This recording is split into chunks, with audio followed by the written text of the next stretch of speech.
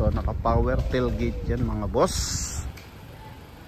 Magandang araw mga bossing. So ngayong araw available po tayo sa isang Mazda CX-5 na 2022 model. So ito po is isang 2.5 liters na gasoline engine, turbo. So ito po yung top of the line mga bossing. So mileage nito is only 14,000 mga boss, no? Yan, sobrang baba ng milyahe nito. And syempre nakakasa maintain record to mga bossing. May warranty pa to sa dealership mga boss. Ano po? And same time mga bossing, ang bentahan nito sa iba po is nasa 1.880. Pero ito mga boss, binibigay lang sa atin ni bossing ng 1,700,000 mga boss. Then negotiable upon viewing mga boss, no? Yan, pero napakakinis ng unit na to mga bossing. So dito muna tayo sa front area para sa ating mga buyers na interesado. So makikita mo naman yung kanyang eagle eye mga boss, no? Yung kanyang park light, same time yung kanyang projector headlight. Then yung kanyang Mazda logo and new design ng ating front grille. Yan, so yun yung mga bagong concept ng front grille mga boss. And naka 4-eye sensor to mga bossing. And naka 360 camera rin po ito mga boss, no? So mapapansin mo mayroon siyang camera dito. Yan, and napakalaking chrome accent na naka-smile mga boss. Kita mo naman parang mata ng ibon yan mga bossing. And eto mga boss is naka R20 all disc brake. Yun nga, A-wheel drive to mga bossing sa sidings. And eto po is yung kanyang mags is Habani Black D Forza mga boss. Yan, so medyo mataas ang setup na yan mga bossing.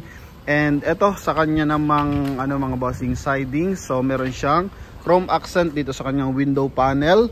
Keyless entry, dalawang susi na ito mga boss. May rin visor, may moonroof mga boss. And same time may signal light sa kanyang side mirror nga. Ito naman yung napakagarang interior mga bossing. So door panel, kulay brown na leather. Yan mga boss. Power fold, power adjust yung ating side mirror. Napakaganda ng ating steering wheel na merong cruise control mga bossing. And same time meron din siyang paddle shift mga boss. Yan, for manual mode mga bossing. Okay, yan po. Then hands-free connection para sa ating 2DIN audio system. Naka-automatic climate control to. Ito yung kanyang interior mga boss. All leather yung upuan niya. Napakaganda ng carbon fiber na kulay red dito mga bossing. Sa kanyang center console, naka-electronic power assist na rin siya. Parking assist pala mga bossing. Then meron siyang leather concept dito sa kanyang center console. Then wood accent sa kanyang dashboard. Yan, and same time mga bossing, ito po is naka all option. Yan, so pag adjust ng upuan mga boss, all option na yan. So ibig sabihin naka power na yan mga bossing. And same time naka na rin siya, power open yung ating tailgate mga bossing. Yan, so yung ating mga bossing pintuan sa likod. Okay, yung compartment, and same time pwede mo rin siyang open sa ating mga boss remote. Yan. Okay, so naka power tailgate yan. And same time, eto yung kanyang blind spot mga bossing, no? Yan, sa mga blind spot to. And naka eye stop din to mga bossing. Ibig sabihin meron siyang idling. So automatically nag-o-off yung kanyang makina once tayo is galing sa mga bossing, galing tayo sa mabilis. Then bigla tayong let's say sa mga stoplight mga bossing, tayo na full stop tayo mga bossing. So automatically mamatay ang engine yan, pero tuloy yung circulation ng aircon blower mga boss. So 2 minutes yun mga bossing. Then after nun mag-o-open ng kusa yung ating engine, pero pwede mo nga siyang i-off mga boss. And same time mga bossing, may off din yung ating reverse parking sensor. Ito naman is yung sa ating mga bossing, sa ating rear view. Yan, so pwede mo rin siyang mga bossing, let's say yung kapag nagta-travel tayo, malalakas yung LED lights ng mga nasa likuran natin. So ito kusa niyan dinodome yun mga boss. Kumbaga pinapahina yung pag-receive ng mga bossing. Liwanag para at least hindi siya nakakasilaw. And same time meron din siya mga decrescent assist mga boss, para sa mga hill hold assist yan, mga ganun yan mga bossing. So mga paakyat, pababa, so meron siyang assist mga bossing para maiwasan natin yung aksidente, no? So nadedetect yan ng ating unit mga bossing, nase-sense niya mga bossing para hindi umaatras kapag paakyat. And same time dito napakagara, chrome yung kanyang aircon blower mga bossing. Yan o. Nakakorom yung kanyang aircon blower. 4 po yan. Then napakaganda ng kanyang speaker. Ito mga boss. Boss talaga yung gamit niyan mga bossing. Okay. Then sun visor. Ito po.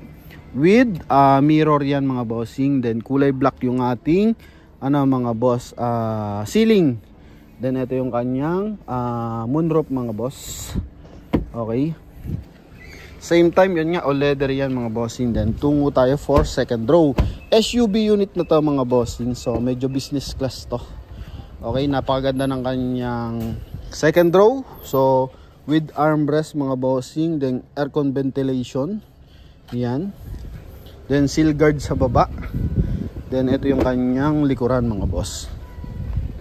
LED tail light yan mga bossing. And naka 4-eye sensor. And yun nga, yung camera nya. And naka dual exhaust. Turbo kasi to mga bossing. So open natin to mga bossing. Yan. So naka power tailgate yan mga boss. Okay. So napakaluwag ng kanyang compartment. May cover din siya dito mga bossing, no? Yan. Para kung sakasakali mga boss is medyo light tint lang tayo mga bossing. So additional protection niya para hindi makita yung ating ibang gamit sa likuran. Yan. And ito mga boss, so i-ano natin dito kasi sa pinopold mga boss. Pakita natin. Okay. Yan. So una, itong gitna mga boss, dito yan. Yan. So nagiging armrest kasi to mga bossing. Yung baby seat. Yan, nagpo-fold yan. Same time, ito rin. And sa kabilang side, ito naman. Yan mga boss, no? Para mag flat surface yan mga bossing. And pag angat, so manual lang to mga boss. Okay. Yan mga bossing. Yan. So ganyan naman siya kaganda mga boss. And ito. Yan. So ito mga boss. Business class na unit mga bossing ang hanap nyo. Ito po. And same time mga bossing, ito. So Mazda concept to mga boss, yung kanyang spoiler na kulay red. Yan. Aha. And tunguin naman natin mga bossing yung kanyang engine bay. Before that, silipin lang natin ito kabilang side. Yan. So dito pala mga boss, dalawa yung susi nating available. Yan mga bossing ha. Yung kanyang napakagandang dashboard. Okay, automatic climate control mga bossing. Selection ng mga bossing. Naka-automatic A-wheel drive naman to mga boss. So wala pala siyang selection. So sa volume na lang to mga boss. Then ito naman sa mga sounds. Yan oh. Yan, pinaka joystick dito sa ating 2-din audio system mga boss. Gara. And same time mga bossing, all option. So magkabilaan, naka-power seat o naka-power adjust yung ating upuan mga boss. Bush talaga yung kanyang speaker mga bossing, no? Sa lahat ng side. Yan. And silipin natin yung ating engine bay. Yan mga boss. Okay. Gwapo niyan. Ito mga boss. Kulay black yung ating unit. So ito mga bossing, naka-dating na to kasi 2022 model, kasa maintain naman to mga bossing. So malinis talaga. Then computer box, mataas mga bossing. Kita mo naman kung gaano mag-moist unit. Kung gaano mag-moist yung kanyang aircon mga bossing. Init ng stick. And ito yung kanyang insulator mga bossing. So turbo to mga boss. Ano po? Naka-turbo. Yan. So ito po.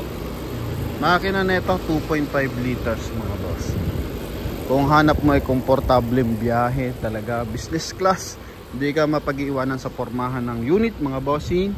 Ito yung ating available Mazda CX-5 SUV 5-seater na gasoline engine mga boss. Riding comfort yung hinahanap mo, tsaka porma. Ito na mga bossing. Okay, kaya sa ating mga buyers na interesado, ito, huling sulyap mga boss. Yan. Paganahin lang natin yung ating hazard. Yan. Okay. Then mga boss, ano pa ba? Likuran, makapal ang gulong na ito mga bossing ha. 90% red light pa siya. Yun yung kanyang LED na ano mga bossing, signal light. Yan. So ito po. Okay, ikutan natin ng bahagya mga boss. Coding na ito is Tuesday. So ulitin ko, binibigay ito sa halagang 1,700,000 idol, no? 1,700,000 mga boss. 14,000 ang milyahe. 2022 model mga boss. Kaya sa ating mga bars na interesado, so tawag lang sa ating contact number na nasa screen. Connected dyan ng Viber and WhatsApp. Thank you very much and God bless.